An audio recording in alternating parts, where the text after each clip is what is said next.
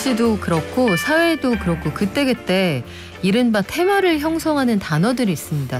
이른바 유행하는 말, 유행어 정도 될까요?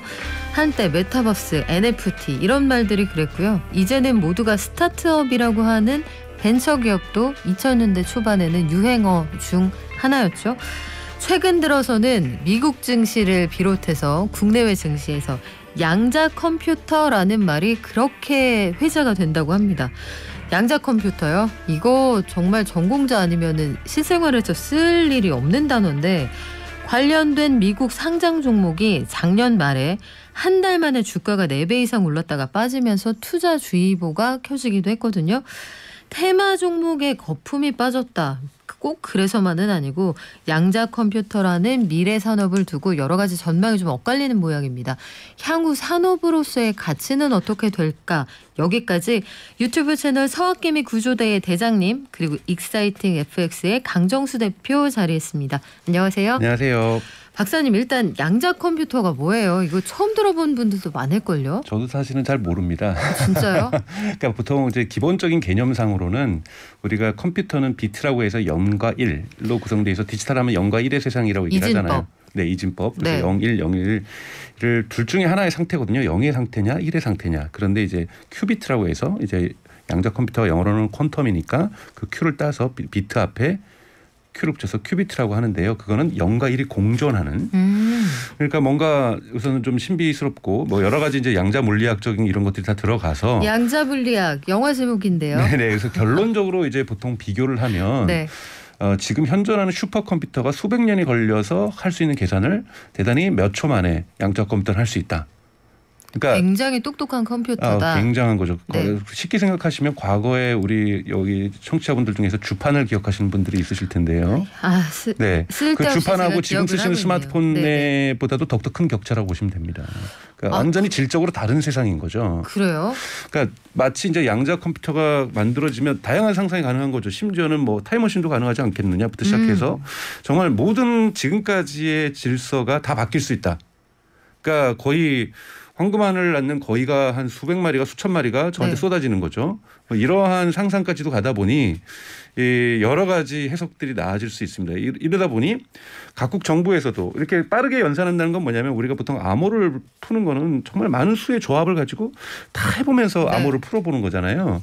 그런데 이렇게 연산 속도가 빨라버리니 웬만한 심지어는 비트코인의 암호 체계도 풀 수 있다. 이렇게 얘기가 나올 정도니 모든 암호가 풀린다니까 국가 차원에서는 그럼 우리의 예를 들면 핵미사일 암호가 풀리는 거야?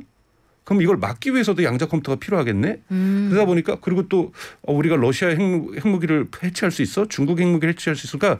미국뿐만이 아니라 각국 정부에서 이거는 반드시 해야만 하다고 생각을 해서 국가 간의 투자들이 경쟁적으로 진행되고 있습니다. 미국, 중국, 유럽 그다음에 러시아, 일본 그리고 한국까지 이런 식으로 국가 간의 양자 컴퓨터를 많이 투자를 하고 있고요. 이 부분이 이제 통신과 보안 쪽에 있는 거고 두 번째는 양자 컴퓨터가 이제 양자 역학들을 많이 사용한다고 해서 물질을 감지하는 데 대단히 좋다고 얘기해요. 그래서 그러니까 예를 들면 우리의 DNA 구조라든지 이런 것도 빠르게 해석할 수 있고 바이러스가 나타나면은 빠르게 그 DNA 구조를 연산할 수도 있을 뿐만이 아니라 물질이 저것이 예를 들면 니켈이다. 니켈 요즘 귀한데 저기 진짜 니켈이 묻어 있는지를 사진 몇 개와 물질 몇 개만 뽑아봐도 이건 니켈이야 진짜로. 여기에 얼마 정도의 매장량이 있어. 이러다 보니까 흔히 말하는 천연자원 탐사에도 양자 컴퓨터 기술들이 많이 쓰일 수 있어서 지금 이러한 부분에 대한 연구들이 대단히 많이 진행되고 있고 미국에는 한국 분들도 많이 가지고 계시는 아이온큐 이런 부분은 또 IPO에도 성공을 했고 여기 CTO가 또 한국인이시죠. 이러다 보니까 대단히 큰 관심들이 있고요. 이것이 미래 산업에 되게 판도를 바꿀 수 있다고 해서 큰 기업들 구글이라든지 한국으로 치면 삼성전자, SK 이런 데서 다들 양자 컴퓨터에 투자를 하고 있습니다. 이러다 보니 전 사회적으로 그러니까 국가가 양자 컴퓨터에다가 R&D 차원에서 큰 투자를 하고 있고 대형 기업들, 빅테크 기업들도 R&D 차원에서 양자 컴퓨터에 투자를 하고 있다 보니 이 기업 임원들부터 시작해서 많은 사람들이 그건 뭐지? 양자 컴퓨터 배워야 될 것 같아. 요즘 양자 컴퓨터 전공하시는 물리학과 교수님들이 강의하시느라고 너무 바빠서 학교 수업도 못할 정도라고 얘기할 정도로 이 양자 컴퓨터를 배우고자 하는 국민적 열망이 한국의 지금 4차 산업혁명 메타버스 이후에 찾아온 네. 또 다른 강의 열풍들이 또 양자 컴퓨터라고 볼 수가 있겠습니다. 아하, 그 양자 컴퓨터 열풍이라고 하는데 사실 제 주변에는 그거 배우려는 사람이 아직까지는 없거든요. 네. 아직까지는 없는데 투자는 또 실질적으로 이루어지고 있단 말이에요. 네, 뭐 일부 보도에 따라서는 한국 분들이 갖고 있는 서학개미 분들이 네 번째로 많이 투자하는 것이 이 아이언큐, 그러니까 양자 컴퓨터 관련된 IPO한 미국에 이런 정도로 해서 지금 양자 컴퓨터에 대한 열망도 많고요. 그리고 네. 또 한국에 이미 언론에서 여러분들 검색해 보시면 양자 테마주라고 해서 양자 컴퓨터 테마주 해가지고 뭐 예를 들면 SK가 한 기업이 양자 컴퓨터 스타트업에 투자했다. 그럼 이것도 테마주에 들어가요. 뭐 이러한 그냥 투자만 한 건데요. 네, 그러니까 어떻게 될지 모르고. 그렇죠. 그러니까 사실 그래서 제가 이 양자 컴퓨터에 대한 전문가가 아니기 때문에 제가 좀 말씀드리고 있는 이 근거는 이번 22년 3월 28일에 MIT 테크놀로지 리뷰라는 대단히 네. 저명한 과학 전문지죠. 여기에서 메릴랜드 물리학과 교수인 쉔카데시 샤르마라는 분이 쓴 글이 있어요. 이 글 말고도 많이 있는데 이분이 쓴 핵심은 뭐냐면 제목도 그런데 퀀텀 컴퓨팅이 이 거품이 끼어 있다. 그러면서 이분이 실제로 물리학자고 1980년부터 이 메릴랜드 대학 교수였고 논문도 840개나 쓰시고 뭐 하여튼 어마어마하게 이쪽 전문가인데 자기가 볼 때는 이것이 라이트 형제가 비행기를 만들었을 때 상황일 수도 있다. 지금 제트기가 예를 들면은 제트기고 이런 것들이 양자 컴퓨터라면 지금 우리는 이제 걸음마 단계의 라이트 형제일 수도 있는데 사실은 자기가 따져보면 레오나르도 다빈치가 인간이 비행할 수 있는 걸 그림을 그렸을 때일 네. 수도 있다. 그러니까 지금 트랜지스터 정도가 이제 막 1930년대 40년대 개발됐는데 스마트폰 아이폰 13이 나왔던 시대를 생성하고 있다는 거예요. 그렇기 때문에 아직까지도 연구해야 될 것들이 너무나도 많은데 마치 양자 컴퓨터가 내일 아침에 제가 일어났더니 그 세상에 온 것처럼 카프카의 변신에 나왔던 것처럼 사람이 벌레로 변하는 것처럼 갑자기 양자 컴퓨터가 빠방 나타나는 네. 것처럼 이루어지고 있다. 그리고 이 사람이 또 하나 지적하는 게 뭐냐면 이 기술에 대한 신비주의가 있다. 뭐냐면 국가의 R&D 투자가 들어가는데 이거를 감사할 능력이 없다라는 거예요. 잘 모르니까요. 모르니까. 그러니까 전문가도 모르고 있는 이 상황에서 아직까지 양자 컴퓨팅은 한 번도 구현되지가 않았어요. 그러니까 컴퓨터는. 네. 그러니까 그 기술에 대한 다양한 시도들이 있고 이론들이 나오는 건데 실제로 이것이 양자 컴퓨터라는 거 우리는 아직까지 구경하지 못했어요. 그 안에 가는 다양한 기술적 실험들이 컴퓨팅 기술들이 지금 실험되고 있는 거죠. 근데 이 중간 실험 기술까지도 사실 쓸데가 많다 그래요. 그래서 무조건 양자 컴퓨터 투자하는 게 나쁘진 않다라는 거예요. R&D 투자를 하다 보면 중간에 부산물들로도 훌륭한 기술이 나온다라는 거죠. 그래서 국가는 하는 건데 아직까지 양자 컴퓨터가 존재하지 않고 있어요. 네. 존재하지 않는데 감사를 어떻게 해요? 이게 제대로 돈이 쓰이는지. 그러다 보니까 비판도 제대로 못해요. 그러니까 준공을 해야 건축물 안전진단을 하죠. 그렇죠. 그러니까 네. 사람들이 넌 잘 모르면서 왜 비판하니? 근데 사실 그 사람도 몰라요. 그러다 보니까 이게 뭐냐면 감정 싸움이 되는 거죠. 양자 컴퓨터 시대는 올 것이야. 거의 신앙적으로 올 건데 지금 주가가 폭락해서 더 좋지. 지금 싸게 샀으면 나중에 1000배 오르면 이게 어디야. 이런 논리도 얘기하시는 분들도 있는데 제가 말씀드리고 싶은 거는 국가의 R&D와 우리가 지금 투자라는 건 기회비용이거든요. 내가 이 돈을 갖다가 딴 데다 투자할 수도 있는 거기 때문에 이걸 투자하고는 다른 거고 테마주라는 건 가장 저는 잘못된 마케팅 용어라는 거예요. 양자와 관련. 이거는 저는 언론이 비판적 기능을 안 하기 때문에 발생하고 있는 문제라고 보거든요. 언론이나 방송에서는 충분하게 이 실제로 양자 컴퓨터 기술이 어디까지 왔는지를 심층적으로 보도해서 국민들에게 알려줄 저는 의무가 있다고 봐요. 그런데 한국의 언론이나 방송에서 양자 컴퓨터를 비판적으로 제대로 분석한 글들도 없고 또 하나 보도도 별로 없다라는 거죠. 근데 지금 미국 같은 경우 이제 드디어 논쟁들이 쏟아지면서 거품이 꼈다라는 것들을 전문가들이 나오니까 그래도 그나마 신뢰를 갖고 저도 경청하는 거고 듣는 거잖아요. 근데 이 샤르마 교수뿐만이 아니라 지금 다양한 목소리들이 지금 지나치게 거품이 껴있는 거에 대한 경고 그리고 국가가 R&D의 예산에 대해서 제대로 쓰이는지 국민의 세금이니까 제대로 검증하는 시스템을 갖춰야 된다라는 것들. 양자 컴퓨터 투자하지 말자는 얘기는 아니에요.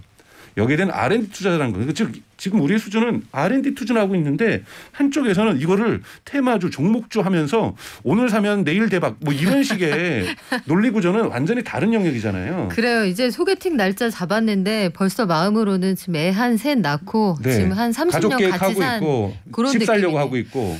그래요. 소개팅 날짜만 잡았어요, 여러분. 양자 컴퓨터하고 오늘부터 1일인데 이걸로 이제 집 사고 빌딩 올릴 그런 생각까지 하시면 좀 이르다. 네. 양자 컴퓨터라는 것 자체가 좀 낯설어요. 말씀하신 것처럼 기술에 대한 신봉도 있고 이 엄숙주의가 있잖아요. 네. 전문가 그룹끼리만 하는 어려운 말들. 이건 이진법에서 벗어난 새로운 형태의 컴퓨터야. 큐비트가 나오고 1과 0이 중첩되는 영역에 있어. 이러면 일단 안드로메다로 가기 시작하거든요. 그렇죠. 그러면 그걸 자체가 우리가 한 번도 경험해보지 못한 세상을 얘기를 하고 있는 거거든요. 양자 물리학이라는 것 자체가. 근데 양자 물리학이라는 것이 가지고 있는 가치라든지 학술적 가치 그리고 현존하는 실제 존재를 갖다가 풀어낸 거기 때문에 법칙적으로 양자 물리학이 잘못됐다고 제가 말씀드린 그렇죠. 것도 아닌 거죠. 네. 그런데 워낙 이해하기 힘들고 또 이것을 컴퓨팅 기술에 적용하다 보면 예를 들면 양자 오류 보정이라는 것들이 존재하는데요. 양자는 연산할 때 오류들이 좀 발생을 한다 그래요. 기술적으로. 지금 이제 이 아이온큐도 마찬가지고 이런 것들이 뭐냐면 이 오류를 보정하는 기술 간의 또 경쟁이 이루어지고 있어요. 구글은 이런 방식을 택하고 있고 아이온큐는 이런 방식을 택하고 있는데 학술 세계에서 이거 대단하다고 해서 인정을 안 해주는 게 아니에요. 아이온큐의 오류 수정 방식 정말 새로운 방식이다라고 해서 칭찬을 받고 있고 학술적으로도 인정받고 있어요.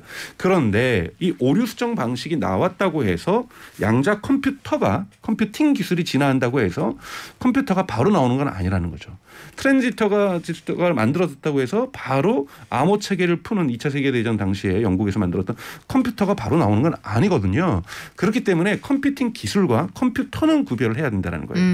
그래서 지금 다양한 기술들이 네. 실험과 테스트를 하고 있는 과정이고 지금 아이온큐 같은 경우도 컴퓨터를 만든 것이 아니라 이 컴퓨팅 기술을 자신들의 만의 새로운 논리와 학술적 근거에 의해서 진화된 연산 능력들을 좀 보여주고 있는 거죠. 그런데 아직까지 이 연산을 통해서 암호 체계를 해체했다든지 어떠한 뭐 인간의 질병을 발견했다든지 바이러스를 해체했다든지 지금 뭐 예를 들면 아이온큐에 현대자동차도 투자를 했어요. 같이 배터리에 쓰일 신물질을 찾아보자. 네. 그러니까 하나의 목적이 있는 거죠, 골이. 그럼 배터리에 들어가는 원자재의 값이 너무 올라가니까 그렇죠. 그걸 잘 찾아준다고 하는 빨리 찾아준다고 하니까. 그 기술이 있다고 하는 회사에 한번 투자를 해보겠다. 크게 투자를 했어요. 그러니까 뭐 그럼 현대자동차의 목적에서 배터리 시장에 대한 필요에 의해서 했을 수도 있고, 네. 그리고 그 정도에서 R&D 투자는 충분히 여러 방면으로 대기업들은 하거든요. 왜 가능성이 100가지면 100가지에다 다 합니다. 네. 그중에 하나가 터질지도 모르니까. 그리고 이거는 요 정도의 R&D 예산은 매출 규모 가지고 있어요. 그리고 기업이 가지고 있는 R&D 예산의 규모 그리고 감당할 수 있는 기회비용의 규모는 개인이 감당할 수 있는 것과는 상당히 다르죠. 다르죠. 근데 이런 부분들이 우리가 설명이 되면 제가 예를 들면 재산이 막 1,000억 있어요. 그 정도에서 예를 들면 100억은 항상 R&D 비용으로 써요. 네. 그러면 이런 정도에서 투자하는 건 저는 괜찮다는 거. 그렇지 않거든요. 박사님이 굉장히 방금 플렉스한 느낌이 있었어요. 재산이 1,000억이 있고 100억 원 정도는 항상 모험자본으로 내보낼 준비가 돼 있다. 그게 아니잖아요. 저희 네. 서학개미들은 정말 영끌하시는 부분부터 시작해가지고 지금 내가 1,000만 원, 2,000만 원 겨우겨우 모아가지고 투자하는데 이것이 오를 수 있다. 좋아요. 근데 1년 뒤, 2년 뒤에 오르는 게 아니라 이건 5년에 걸릴 수도 있고 10년에 걸릴 수도 있어요. 내가 이걸 10년 뒤를 묵혀두면 10년을 가지고 지금 수익성 좋은 데다 투자하실 수 있는 거거든요. 그렇기 때문에 투자는 항상 기회비용이 따른다라는 거예요. 이런 그러니까 국가의 R&D 비용. 예를 들면 우리 국가도 얼마나 R&D 비용에서 많은 걸 합니까? 뭐 여러 가지 하지만 실수하기도 하고 또는 실수하는 안 되는 것도 있죠. 네, 안 되는 것도 많습니다. 근데 그걸 감내하는 게 R&D거든요. 근데 투자는 R&D가 아니라는 거예요. 그리고 말씀하신 그 양자 컴퓨터 관련 말씀을 제가 종합해서 들어보면 이 정도면 뭐 거의 도깨비 방망이에요. 지금 나온 얘기 들어보면 물질에 대한 탐사도 쉽게 이뤄준다고 하고 연산 속도도 너무너무 빠르다고 하고 이런 생각들을 해보면 야 요거 있으면은 뭐든지 다 될 것 같지만 양산까지 상용화까지 정말 오랜 시간이 걸릴 수도 있고 뭐 시간이 단축된다고 해도 개인이 투자를 해서 기다릴 수 있는 그러니까 그런 샤르와 교수 시간이냐. 같은 경우에는 단적으로 30년은 걸릴 거라고 보고 있어요. 30년. 그러니까 이런 전문가들이 그러니까 이 사람의 주장이 틀렸다는 네. 게 아니라 맞았다는 게 아니라 심지어는 양자 컴퓨터 물리학 전문가도 30년이 걸릴 수도 있다. 충분히 이렇게까지 얘기하고 있는 상황에서 3년 뒤가 아니란 말이에요.